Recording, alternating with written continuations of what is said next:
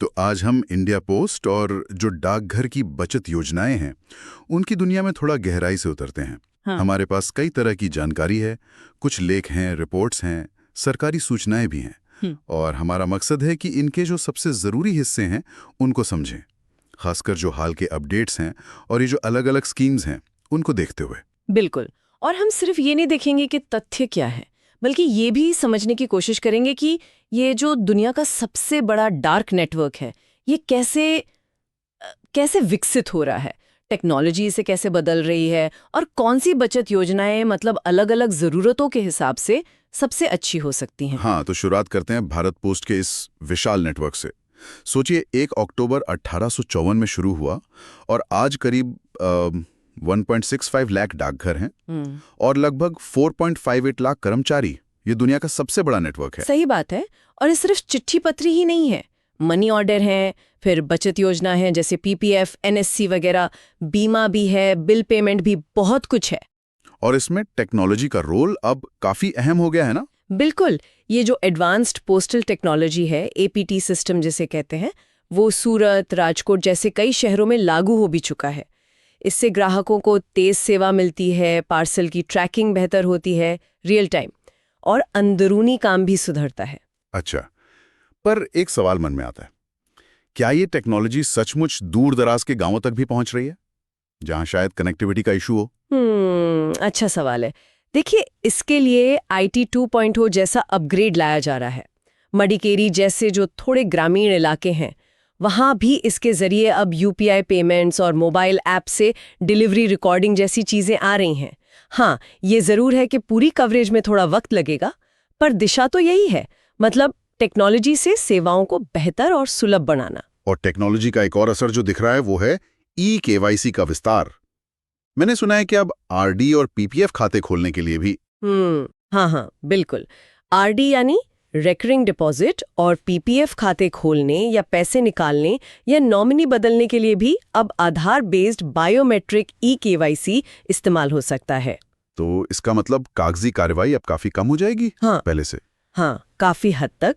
ये सुविधा पहले से कुछ दूसरी योजनाओं में थी, अब इसका दायरा बढ़ गया है, तो प्रोसेस तेज और आसान हो जाता है। और जब खाते मैनेज करना आसान हो रहा है, तो इन पर जो रिटर्न मिलता है वो भी देखना जरूरी है। ब्याज दरों पर क्या खबर है हाल की? हाँ, ये जानना दिलचस्प है कि 1 अप्रैल से 30 जून जो 2025 की तिमाही है, उसके लिए सरकार ने इन योजनाओं की ब्याज दरें नहीं बदली हैं। अच्छा, RBI ने तो रेपो रेट घटाया था। हाँ बिल्कुल, उसके बावजूद दरें वहीं रखी गई हैं। तो ये फैसला शायद छोटे बचतकर्ताओं के हितों और जो सरकार की उधार लेने की लागत है उसके बीच एक संतुलन बनाने की कोशिश दिखाता है।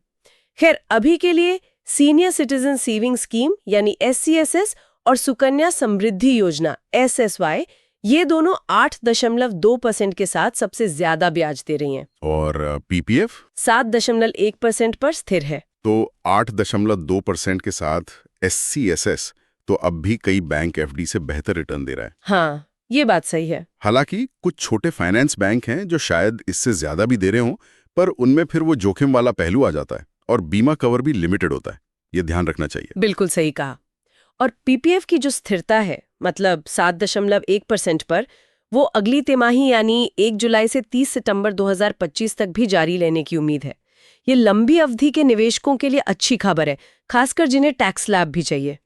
एक और जरूरी बात है, वो है ऑटो फ्रीज पॉलिसी। तो ऑटो फ्रीज ये क्या है? देखिए, अगर SSY, PPF, NSC, MIS जैसी योजनाएं मैच्योर हो जाती हैं और उसके 3 साल के अंदर कोई एक्शन नहीं लिया जाता, जैसे पैसा निकालना या रिन्यू करना, तो वो खाता निष्क्रिय मतलब फ्रीज हो सकता है।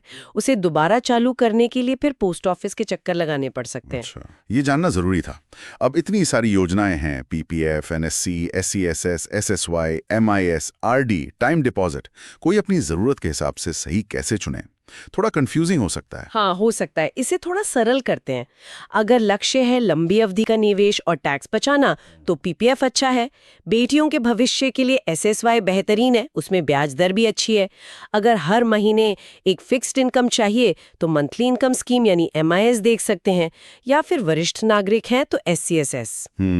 5 साल जैसी मीडियम टर्म के लिए NSE या 5 साल वाला टाइम डिपॉजिट ठीक रहता है। और अगर बस सुरक्षित और आसानी से पैसा रखना निकालना है तो डाकघर का बचत खाता या RD तो है ही। और इनमें निवेश शुरू करना वो कितना आसान है अब, खासकर ये eKYC वगैरह आने के बाद? प्रक्रिया अब काफी सरल हो गई है। आप पास के डाकघर जा सकते हैं या फिर India post payments bank IPPB का ऐप भी इस्तेमाल कर सकते हैं।